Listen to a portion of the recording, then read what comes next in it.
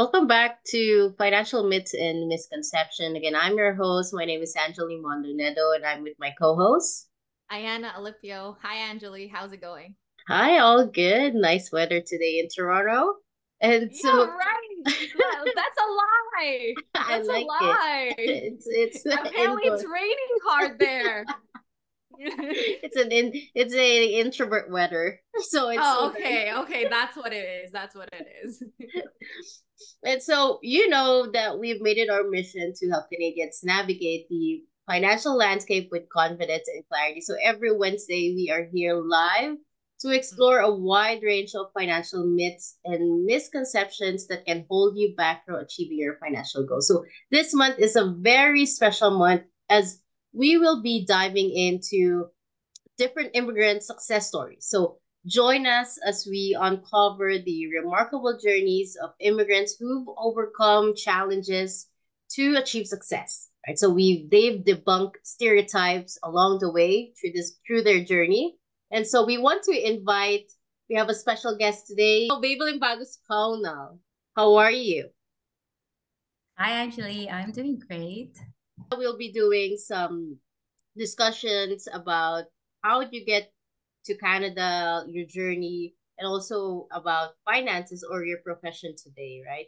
And so, can you fill in a little bit about yourself to our listeners? Okay, so my name is Babylin Bagos Pauno. I just recently changed my name, finally changed my name. And so I'm a financial professional. I've been in the financial industry for over 15 years, but as independent contractor for 10 years, or this will be my 11th year with World Financial Group. And I am a mom of three boys.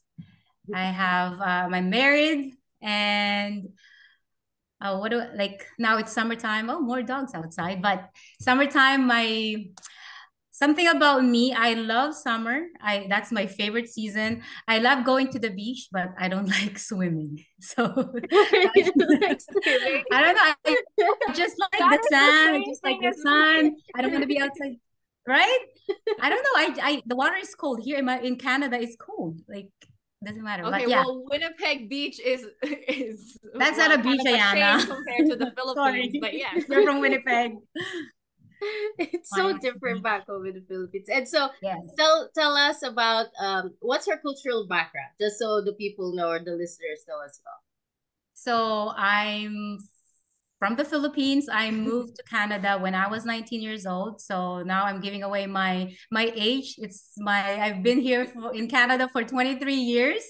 So I moved to Canada because not by choice, but well, wasn't forced as well. But because my sister lived in Canada and I'm a dependent, my parents need to help my sister. So they told me, Babylin, you're in college now. It's better to come to Canada and for university. So initially is that I moved to Canada because of university, and my goal was like after 4 years, 5 years, I'm going back to the Philippines. But Wow. obviously, I'm still here. I know. I'm still here. But I have a question. Okay, so I just for our listeners, some of them are, come here. There's a lot of immigrants that come here to Canada to date as student visa holders, and then their spouse is an open work permit. I've seen that's a quote unquote disclaimer. I That's the fastest way to get here to Canada now. And I wanted to, since you came here older and you've already established your schooling back home and then coming here, can you share a little bit your experience on that, finding your ground in the education system in Canada? Okay, so that's interesting, Ayana, because when I moved here, because in the Philippines during that time, it's a different school system, right? We have what we call like elementary and high school, which is equivalent to 10 years. And here it's up to grade 12. So when I moved here, I already had my 2 years in college back in the Philippines. So, and of course, when you move to a new country, you talk to like people who's been here longer than you. So they were telling me, oh, Babylin, you need to go back to grade 12. And I was like, no way, I'm not going back to grade 12. I'm going back to the Philippines because I only have 2 years left and I'm done college, right? So what me and my older brother was actually in third year of college back home. So it was me and my brother. So what we did is, you know what, do your research. So we went online at that time using our, I don't know what type of internet we had that time, but Dial-up. Dial-up, probably dial-up internet. you can't use a phone during that time. So my goodness, that was a long time ago. But anyway, so we went to, of course, we searched and found here in Manitoba is Manitoba Educational Institute. I think that's what it's called.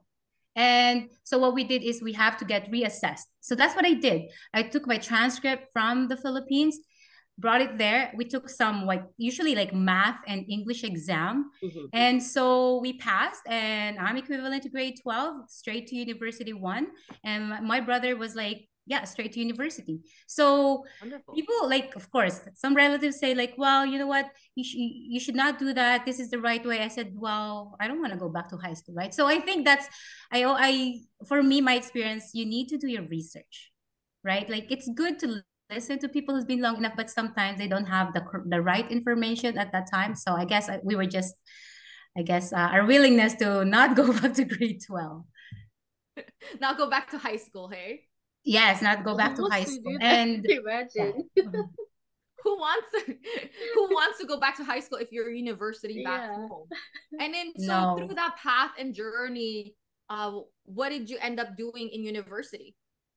So of course, I'm Filipino. My sister, she's a registered nurse, right? So that's the pathway. So she said, well, don't you go for nursing? Because during that time, nurses are very in demand, right? So I was like, no way, I don't like hospital. It's like, well, how about dentistry? Poop? No. How about dentistry? I was like, no. I was like, I don't like blood, anything related to blood, and I'm not really a science person.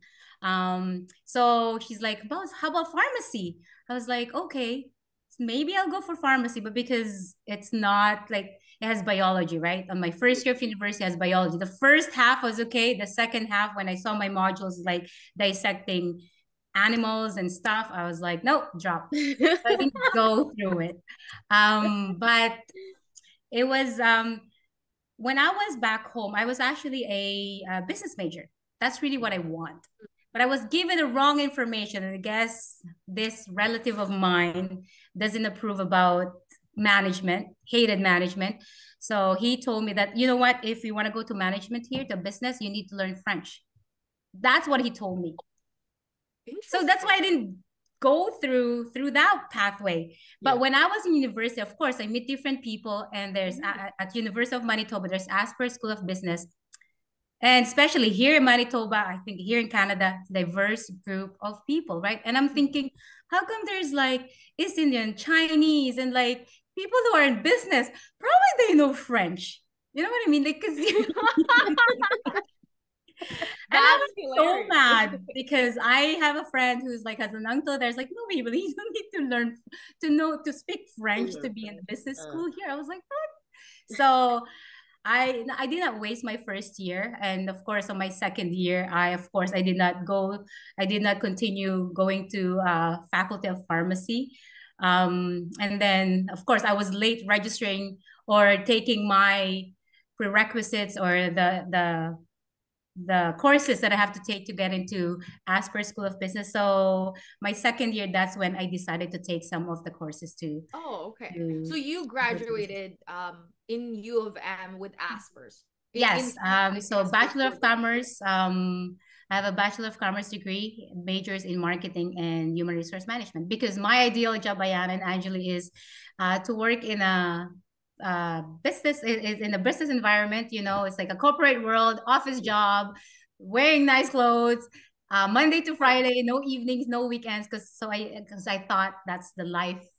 We have life. I don't want to be working in the evening or having that shifting, you know what I mean? Working late at night or weekends. So yeah. But and now, what do you busy yourself doing now in terms of career?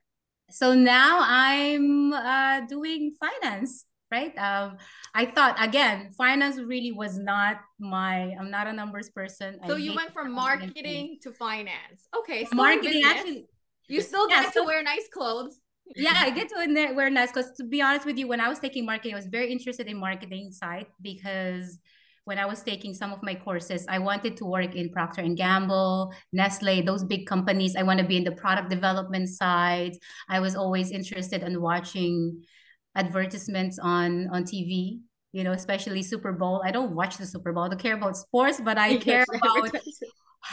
who is the company that's going to be showing, because I know they pay Yeah. millions of dollars for that spot. So and HR was my backup, because they said in every company or every organization there's a human resource person, which is that's questionable. I told my professor it's not true. You don't get a job right away if you're HR major, because I experienced that one. So Oh, another interesting fact was I graduated after 6 years. It took me 6 years to get a degree. But after I graduated, I was already a working student. So I was already working in a insurance Okay. brokerage, doing driver's license and autopack. That was my part-time, full-time, depending on the time and depending on the timing of the year. Because I learned about student loan. That's another thing too. When I moved to Canada, I did not realize that I thought student loan is free. Well, I know it's loan, but you in my need to mind pay doesn't for sink it. in, because everybody around me was telling me like, babe, if you want to go to university here, don't have money, then get student loan. You don't have to pay it yet, right?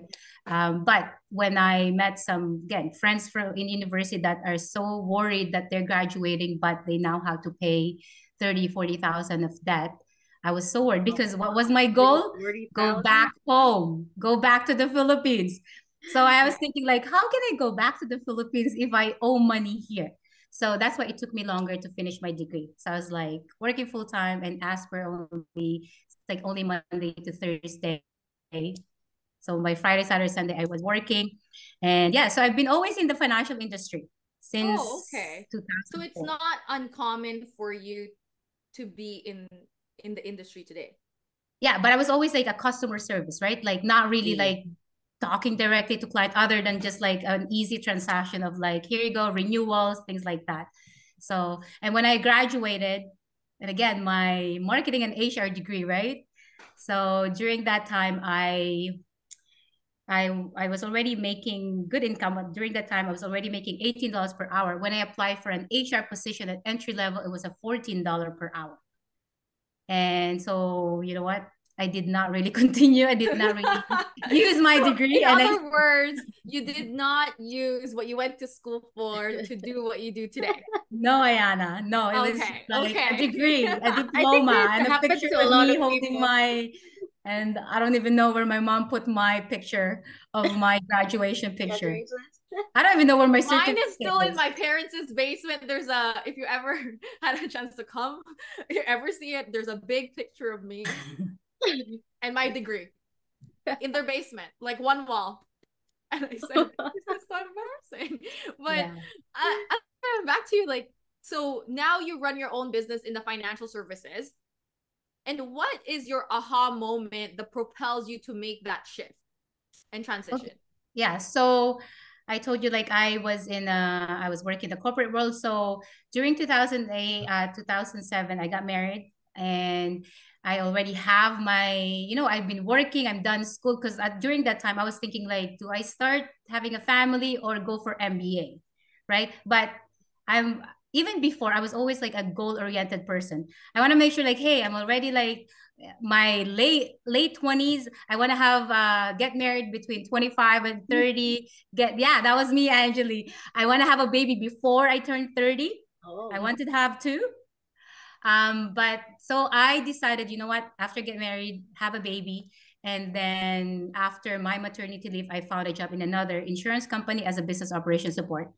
But when I turned 30 or almost 30, that when I found myself, I became a single mom, right? And that's when when you thought like you were fine, and all of a Prepared. sudden like things were like, what happens, right? Yeah. And I was left with a 2-year-old son, a mortgage, a car loan, and I found out I had a lot of debt.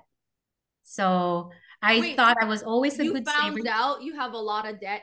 Like I you found didn't out, know? like, I did not know. I thought we had lots of money. Well, I know we had lots of money because there's a, I never rented here. I was always like, hey, I got my condo. Mhm. I learned about renting versus owning. And during that time, I bought a condo, 90,000. So you know what I mean? Like I always have money. But when you're with another person and it's just, so my aha moment was that I should have been more in control of my finances, of my future, right? Mhm. And I think one of the big factor is because now there's another person relying on me, which is my son. Yeah. But at that time, I had my full-time job. That's what I had. And what I found out was that I was not financially educated. I thought I was because hey, I'm a business school person, right? I learned You so much should be. about that. I learned so much about accounting. I learned so much about, but I never learned about personal finance. Mm. So that's what led me to be in the financial industry, which wasn't planned, but it just happened, right? Well, yeah, well, because it's never learned. We never learn it in high school. Even if you go back here in grade 12, it doesn't really it doesn't really matter, right? Because they never really taught us. Like, No. even your Yeah. degree, it's just a taboo to talk about, to be honest, right? Yes, I know. Yeah, and also like, well, with my mark, like I thought I was always, when you think like I thought I was always smart, like I'm in control, but I guess that's when I found I was like, oh, I'm so sorry. Can I use the word stupid? I'm so stupid. All of a sudden, I found myself like, Yes, you can. what is wrong with me? Am I that stupid? Like I trusted the wrong person. Like you had to like look back at your like what happened, right? Hmm. Like all of a sudden, like I remember depositing money. I remember we've been buying a lot and we building, and we Yeah. used to actually me and my husband. Well, I don't know if it's me. I was included, but it was my money. Um, Most of my money was like used or a loan that was like used to finance. Let's say we used to own a convenience store, a gasoline station. But I wasn't involved in the business because I had my full-time job Hmm. and I'm taking care of our son. So my job at that time was like count money and deposit money. Go to the store, count money, deposit money. So I thought we had that money, Mm. but things happened. I found out like I have so much, loans. And when one person say, okay, I'm out, doesn't matter who in the bank. That was the reality when the bank tells me Yeah. like, Evelyn, you know what? It doesn't matter who uses the money. If your name is attached to this one, your debt is also 40,000. He's debt at 40,000. You can't afford your house. Like that was like really like that was the what did I do? And then WFG was always part of my life, but I wasn't really paying attention to it because I was a client since I was in university. That's why I understand about saving. But when it was just like there, you know what I mean? Like when you find answers to questions Hmm. and you can't find it, this was my last resort. Why not do this? Do it. Try Right? it. Yeah. And if this company really say that, hey, we're gonna help you to become financially independent, we're gonna help you. It's like all my problems, like that. You know what? Saving money and buying a house, saving money, like you just gravitate towards it because that's the answer that I need to my problem. And it just happened, and that's how I got involved because I just told myself if this company helps me, then I'm in. I'm gonna get licensed. You're in. You're in the I'm long in. run now. But You're my between only your thing was like 10 years. I'm in to help other people, but and to earn $500. That was just like my motivation. But five And that's hundred. amazing. That's amazing to hear because from having there's through the adversities that you have experienced, being a single mom and raising your own child, there's obviously challenges, uh, just raising a family, right? And especially and now doing it on your own. But going through that now, you mentioned you've been in the financial services industry for the past 10 years now. What is your life today with the help of the the World Financial Group, with the help of being now financially literate in comparison to before? So before I always before it's kind of like the regular people that I hear like living paycheck to paycheck, you know what? And I think it's part of that one was like my background, you know, like I never, I all my parents was teaching me was like, you know what, save money, but not like really for what, right? Like always have money for the rainy days. But what I realize is that it's you really need to be independent. I don't know. I think that was like the motivation that I don't know. What was the question again? I kind of like going, What's your life now? What's your oh, life what's my life now? now? Before I thought it was good because now I'm like, I thought it was like it was good, and I never, to be honest with you, Ayan, I never really thought of having nothing. You know what I mean? Like I always find ways to do something, Mm. and of course, I realized like, okay, when I don't have money, I have my family here, but financially, nobody's there to save me.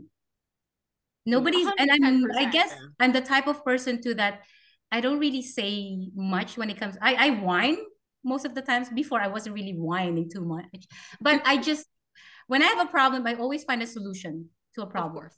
Does that make sense? Like because I always thought like, well, this is the consequence of my action, right? Even though people were saying like, well, you're already in that situation and you did not get out. But again, I was thinking that find a solution.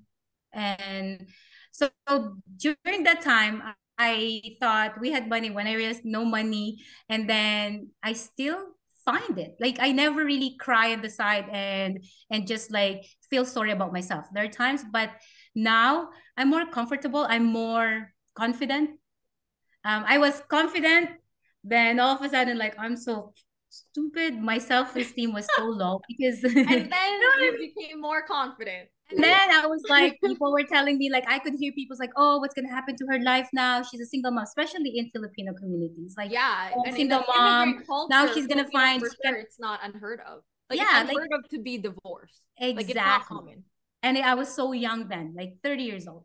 Like it was an 10-year relationship. I mean, like we were together for a long time, married for like 3 years or 4 years. Yeah, we were in the fourth year. And it was just like, what happened? And oh, and then you will like, and I could hear them talking about me. I'm the youngest of Yeah, five, and sometimes some people are. So I was, but I never show that I'm defeated. You know what I mean? Like, so even though I'm, 100%. that's why I wanted to get my own place because if you're in your own place and have that quiet time, you think of this is now my reality and I have Mhm. to do something about it because nobody will save me but myself.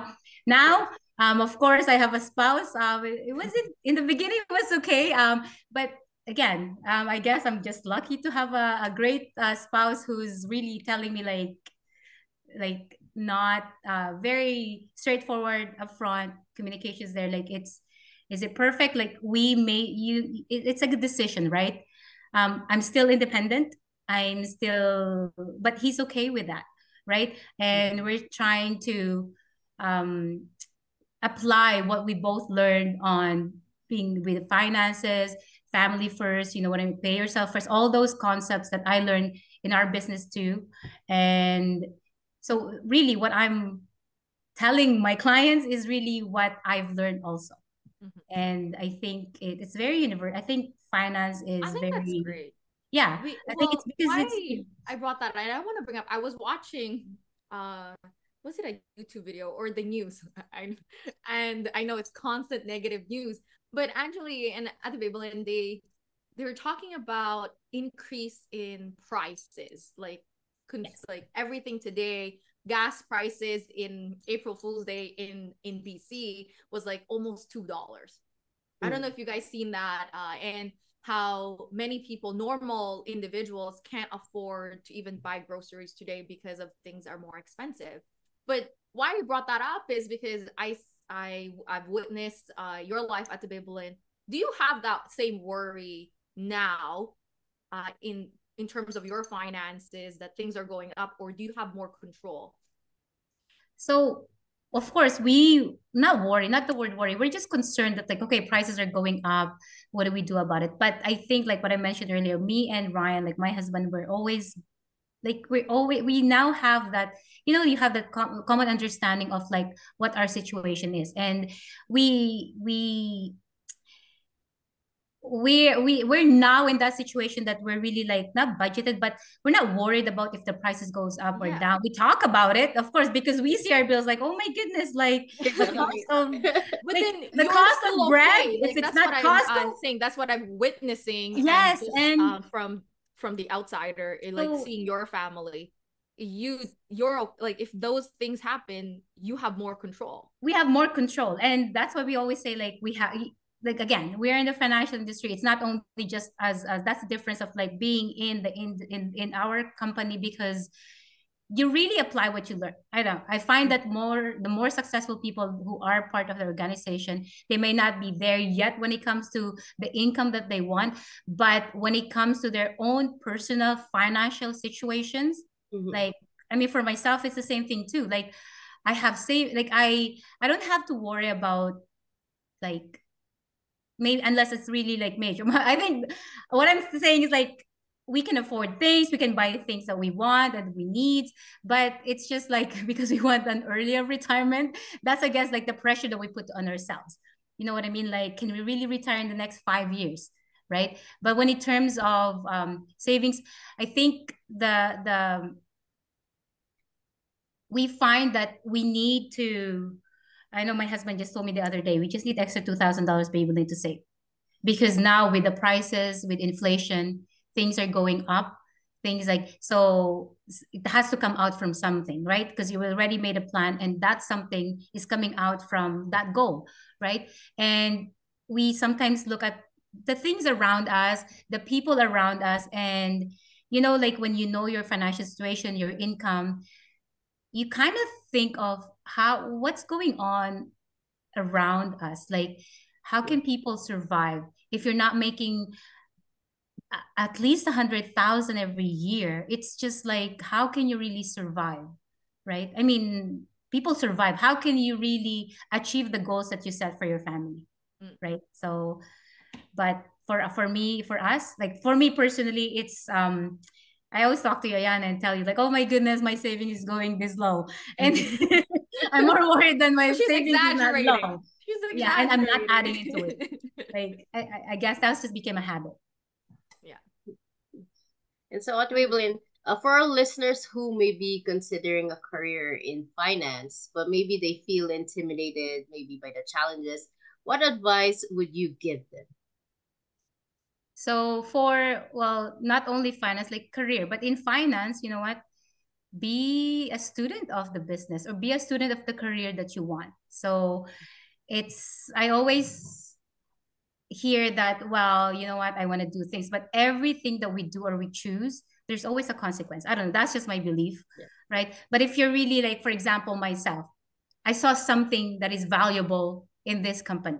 I saw something that, you know what, especially meeting other people. That's something like if you see something that is good, go investigate, right? But investigating that, be part of it, right? So for myself, that's what I did. I was part of it. I did not understand what was going on. Again, I always say I'm not a numbers person. You know what? I don't do things. I want to help, but I became a student of the business, right? And I talk to people who knows about the business. I don't talk to people who is not part of that organization or that business. So for us in WFG, well, I go attend their trainings.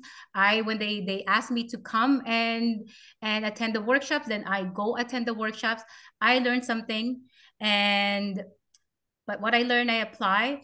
And then when I decided to be part of the organization and do this as my part-time business.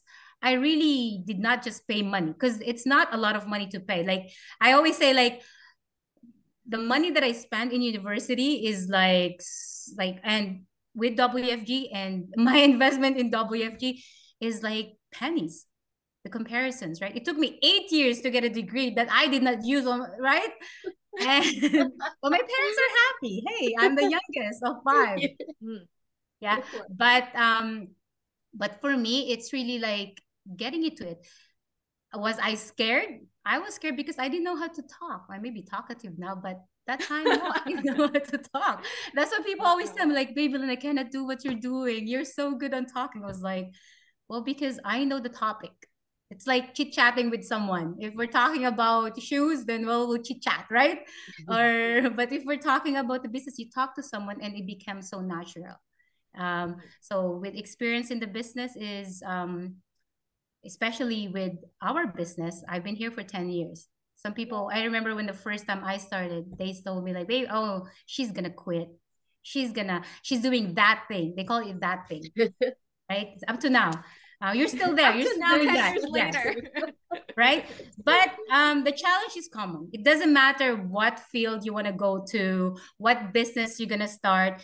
It's so common, and do not, I think when you're on the learning phase, do not put limit on yourself. Right? Especially if you not understand it. I do not put limit on what I'm gonna learn. It's like following the leader. I guess I don't know if that's my person. Just following, because they told me like this is how it works. Okay, do this, do that. It's like A B. Like that's what my mindset was. Because I keep, why am I still here after 10 years? Is it always easy? No. Like it's doable though. It's just up to me if I want to do it or not. Are there times that I want to quit? I never thought of quitting. There's one time that I thought of quitting because I was like, I'm no longer happy. Why? Because I wasn't doing anything. Right. But if I keep just, even the first year, of course, you have to learn so many things, right? You have to be open to learning. You have to be open to things. Challenges are there, but challenges are there to really see if you really fit into this business or not. So do not put limit on yourself. Do the things that you're supposed to do. Don't find negative things. I think that's when you go to the rabbit hole, when you start questioning things, start questioning people. But at the end of the day, it's really like you putting that excuse for yourself, because it's hard. It starts to get harder. But the harder it gets, once you go through that, for me, it's the licensing. I was like, oh, I hate studying because I wasn't open to studying. But when after I studied, I was like, oh my goodness, this is so easy. When I start making that money and I replace my income in like 2 weeks, I was like, oh my goodness, he's right. My $500 goal is like not 500. It's peanuts. So guess what? Less than a year doing this part-time and my ideal job, I was like, forget about it. I enjoyed doing it because from what I'm hearing from your story at the Bible, it truly shows that you have more freedom with your time. Yes. Having World Financial Group on your side and being able to apply what you learned. Not only do you teach it and help families with it, but you also apply it for yourself. And that's what I learned today, is that you have to practice what you preach. And so, yes. Angeli, I think we are over time, but that's all we have for today. Yeah, that's it. That's the wrap up. It's a great, amazing story. That's my first time hearing the whole story of Ate Maybelline. So we hope Maybelline's story has inspired you to embrace, those challenges, those stereotypes in whatever culture background you are, and to celebrate the resilience, right, of being an immigrant around wherever you are in Canada. And so remember that every journey is unique, right? We can build bridges and break myths. So until next time, keep listening, keep learning, as what Maybelline said. So we'll see you again next week. Have a great day. Absolutely. Thanks, everyone. See you next week. Thank you. Have a great time.